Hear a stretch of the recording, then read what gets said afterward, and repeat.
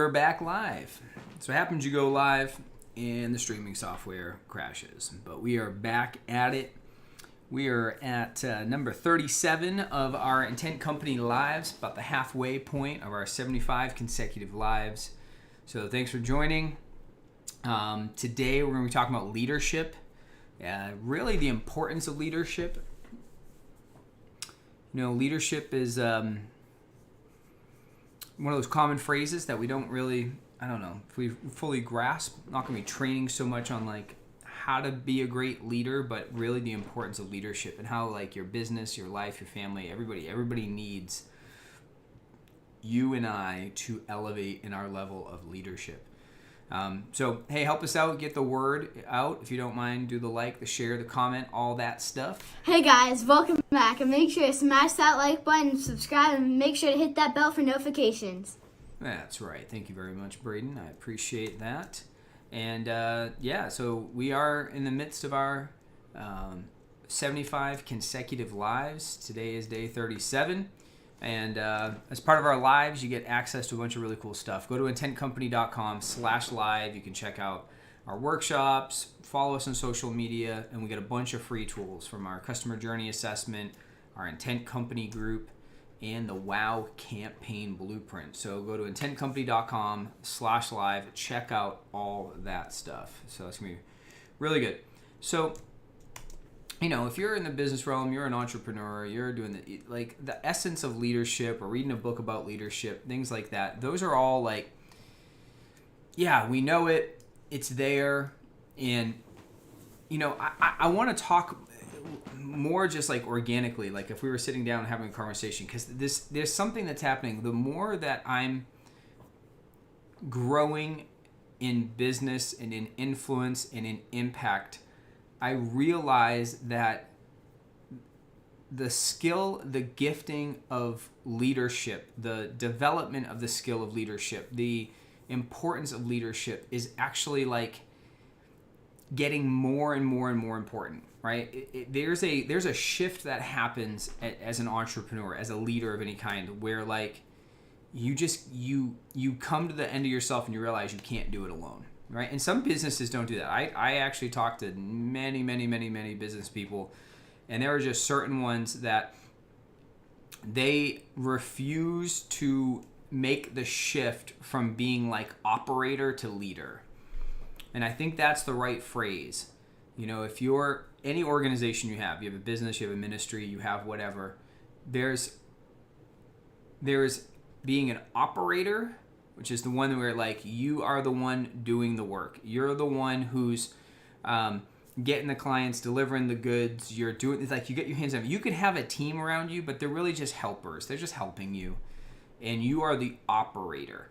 Right? Keith Cunningham has a great quote where he says, "Business operators get tired.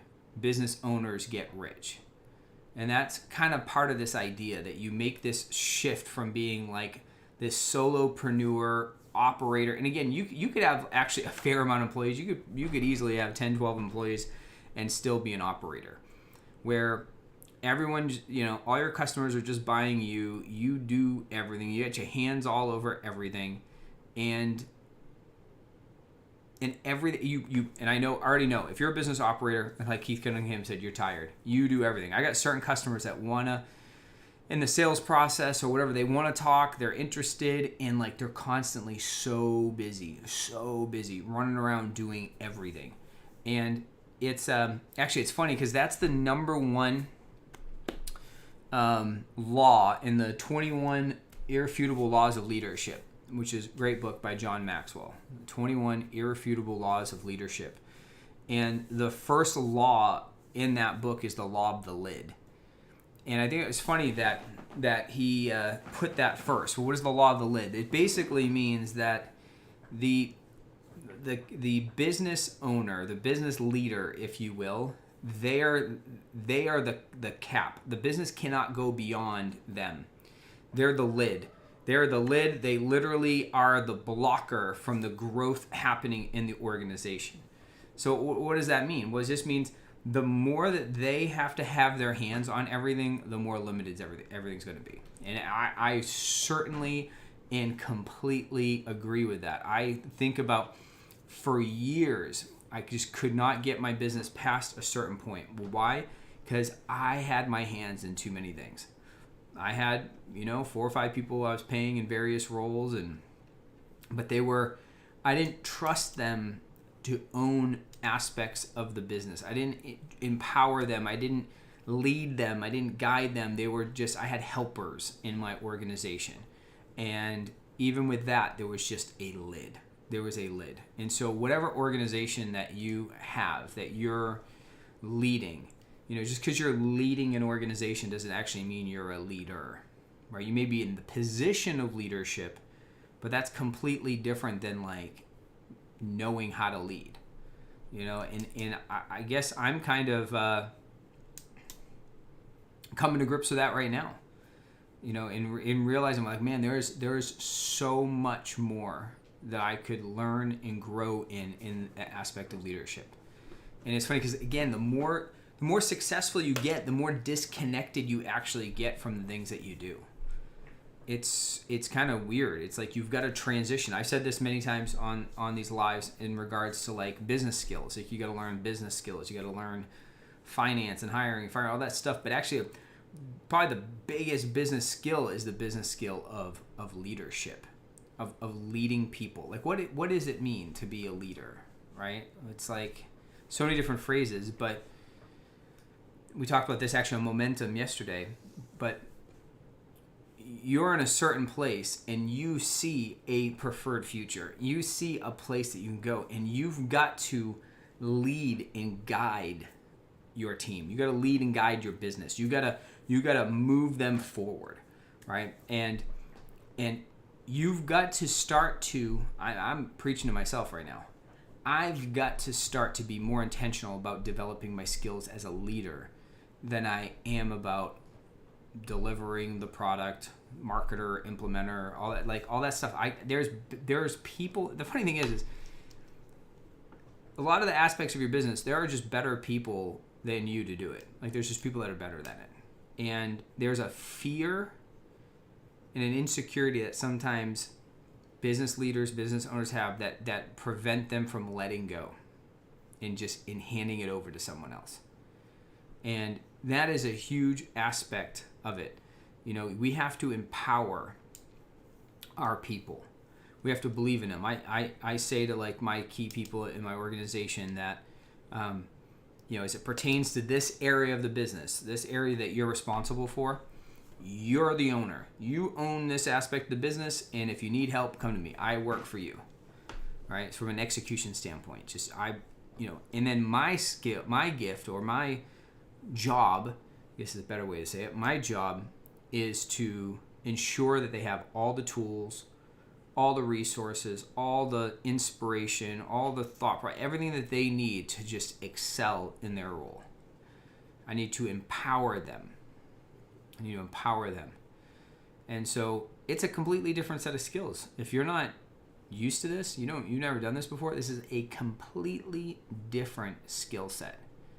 And a completely different skill set. So we've got to think about things in a completely different way. We got to think about how can we equip, empower, provide for our team for them to go be amazing at what they do. And you got to think that is a radical difference from what most entrepreneurs, most solopreneurs are doing. But you just got a choice. You can decide to hit the lid and say, you know what, based on my skill set, I'm here. This is as far as I can go. And you can just decide that you're gonna roll there, or that you're going to make the change. You're going to become a leader. You're going to make that change. And that's another huge aspect of leadership, is you've got to be the example. You got to be the example in the faith. You got to be the example in the way you treat people. You got to be the example in the passion, in the fire, and you as the leader, you kind of set the temperature in your organization. And so, is your organization full of anxiety and doubt and fear and It's probably because you set the temperature that way. We get to influence. That's a massive aspect of leadership, influence. We get to influence our entire surroundings. And we've got to be that people. We got to be the people that we practice what we preach. We are out ahead. That's the other thing about a leader. A leader is out ahead of the pack. And you know what else is out ahead of the pack? It's lonely out there. You're paving paths that nobody's ever seen. You're taking leaps of faith. You're taking steps that nobody else has taken before. And you're paving a way for people to come behind you.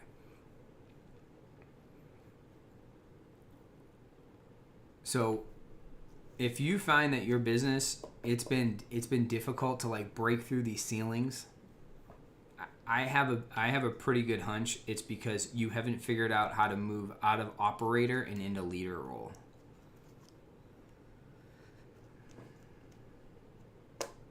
The bigger your organization gets, the least amount of things you should do. The fewer number of things that you should do. And that seems so absurd. That doesn't even seem like it makes sense, but it's true. The number of things that you operate out of needs to be smaller and smaller. It needs to be more specific. I'm finding that there's really 3 things that I should be doing. All right, I need to make content, tell our story. I need to develop, design our products, the ideas, and I need to lead my people. That needs to be it. That needs to be the only thing that I do. And the more that I do of outside of those things, I haven't found the right people. I haven't found the right who's. And I'm not equipping them and empowering them. I'm not leading them the right way to go and take on those things, because they're better suited to do it than I am.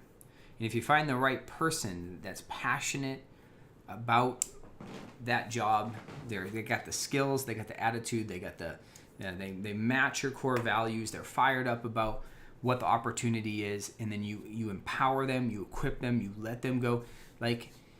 Your success, my success is completely based upon the quality of the people that I put around me. And so I've got to go and I got to find those people. I got to inspire those people. I got to trust those people. I got to draw out the best in the people that are around me. Listen, I'm saying this as this live is more of a rally cry for us to take leadership seriously. I know that I have so much to grow in this area. I have so many more things I can trust and release and give. But I feel a fire in my belly to grow in this area, to become an excellent leader, to be excellent at drawing out the best in people, to be excellent at loving on the people that I get to do life with and work with, and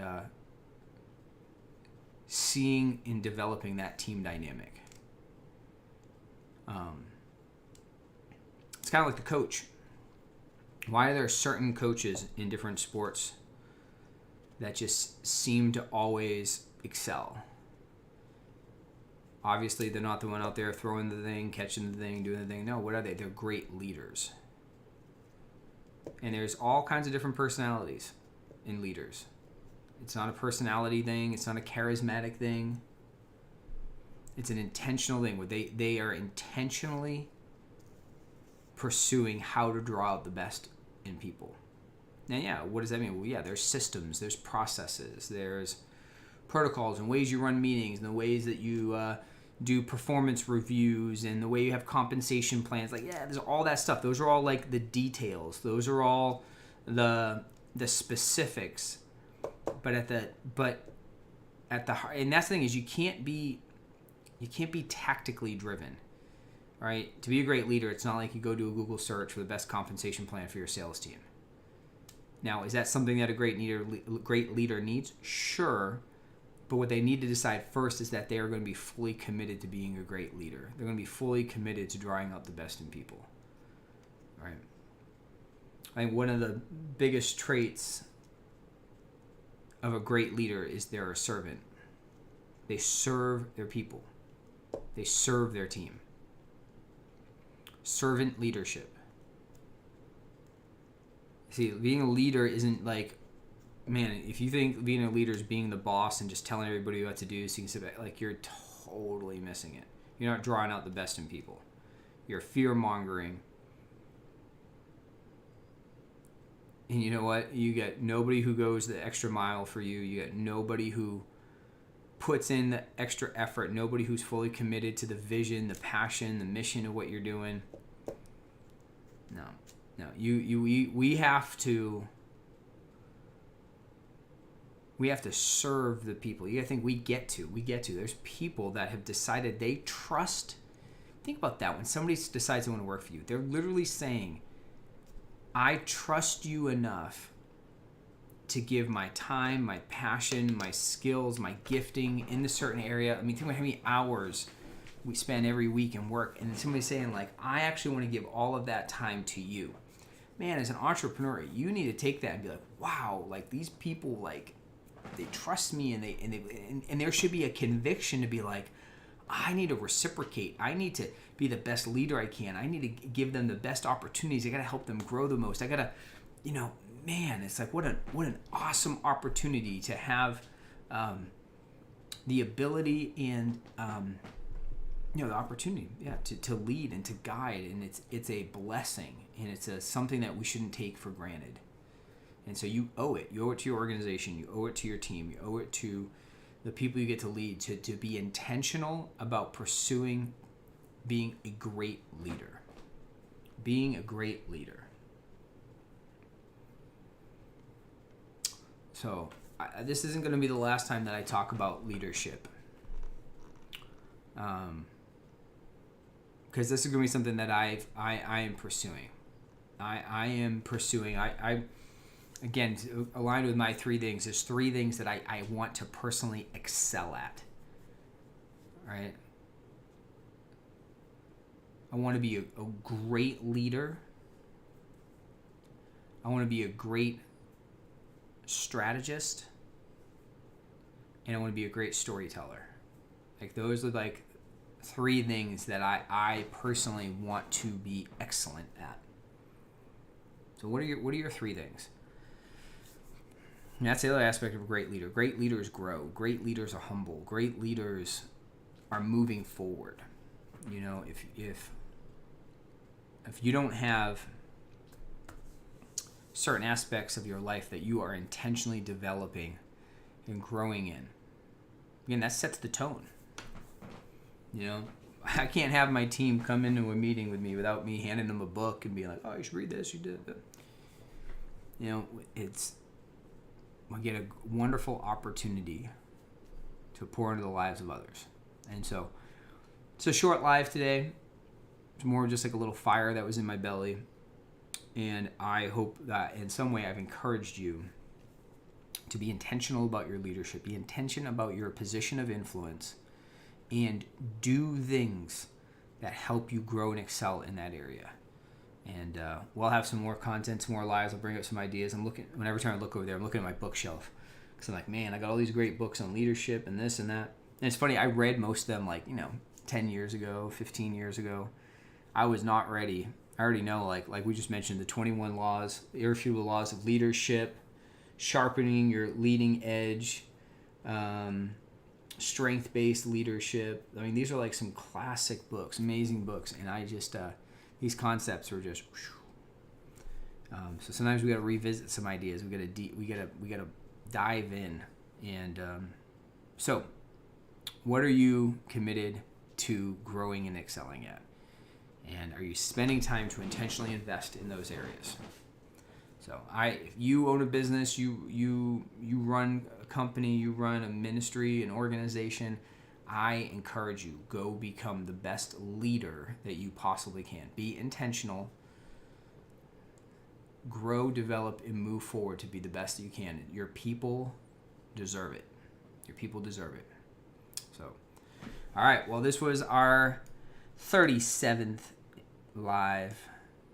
And tomorrow we'll be back at 5 p.m. Central Time for number 38. We're on the downward slope now. Number 38. It's all downhill from here. to get to our 75 consecutive lives. So appreciate your time. You guys have an amazing evening, and we'll see you tomorrow at 5 p.m. Central Time. Thank you. Bye.